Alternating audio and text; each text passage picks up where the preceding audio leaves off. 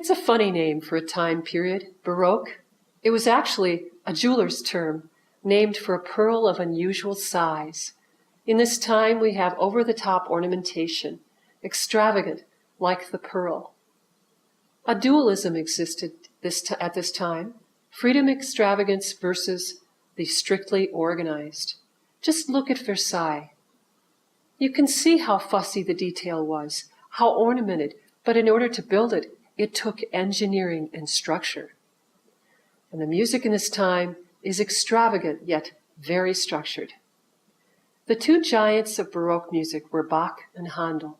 They were clearly examples of the strictly organized and the extravagant in them as individuals. Characteristics of Baroque music are: you have unity of mood, you have a rhythm that is driving and steady. The melody will be heard again and again. It'll be long, winding, and continuous, expanding through the use of sequence. Dynamics will be volumes that consist with abrupt changes. They'll be terraced with sustained louds and softs. The texture is mostly polyphonic with the extensive use of imitation. The harmony is based on a basso continuo, that is, an accompaniment played by a keyboard instrument following numbers specifying chords, much like our jazz charts. Word painting continues. Words are frequently emphasized by extension through many rapid notes. The Baroque orchestra is based on the violin family. Baroque instrumental music was made up of movements. A movement is a piece that sounds complete in itself, but is part of a larger composition.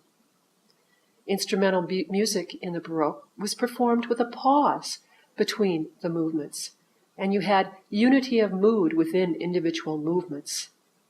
These movements may contrast each other, regular alternation between a large and a small group of instruments.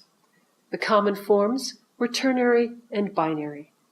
Music at this time was written to order, usually ordered by the nobility for specific occasions like a birthday. The court music director was in charge of music for the nobility. It was a plum job, yet you were still considered a paid servant. Having a music director in your court indicated affluence. In the churches, music was very elaborate, and it was the only place for peasants to hear music. And another venue, the public opera house, here is a place where a composer could be paid for his work. An example of instrumental music is the Concerto Grosso. This was for a small group of soloists and an orchestra, a multi-movement work with usually 3 movements, one fast, the second slow, and the last one fast. Instrumental music uses ritornello form, frequently used in the first and last movements of a Concerto Grosso. The theme is repeatedly presented in fragments in ritornello form. You have a contrast also between the solo sections and the tutti, when the orchestra all plays together. We're going to listen to Bach's Brandenburg Concerto No. 5. Listen for the ritornello form, that is, the repeated melodic idea, and also listen for the harpsichord solo. It's very ornamented and extravagant.